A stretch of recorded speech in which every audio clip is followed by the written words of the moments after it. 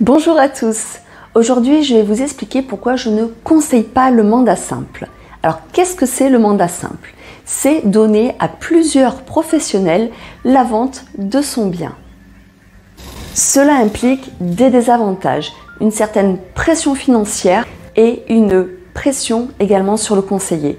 Ce qu'il faut bien comprendre en mandat simple, alors certes vous multipliez votre visibilité, mais vous n'avez à la fin qu'un seul conseiller qui sera payé.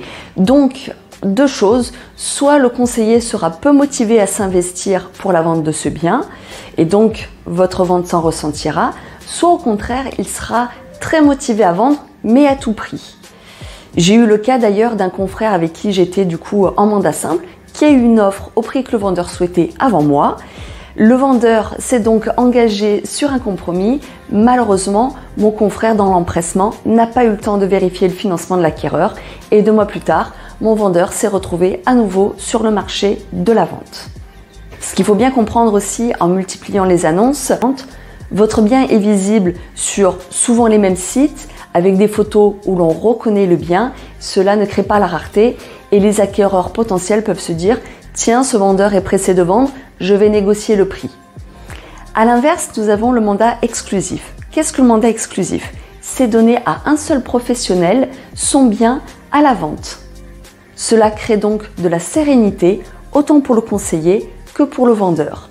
Pour le vendeur, il n'y aura donc qu'un seul interlocuteur avec qui échanger, vérifier si tout va bien. Et pour le professionnel, cela lui permettra en fait de s'investir complètement. Alors tant financièrement, c'est-à-dire faire des photos professionnelles, diffuser massivement, faire intervenir, voire même prendre à sa charge tous les autres professionnels qui peuvent intervenir, comme un diagnostiqueur, l'intervention du SPANC.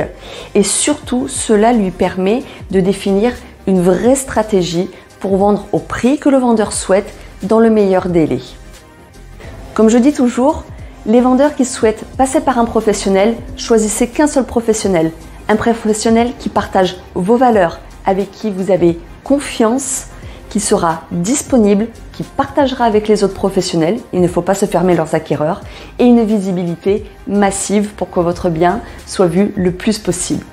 Après ces conseils, je vous souhaite de très bonnes ventes à tous.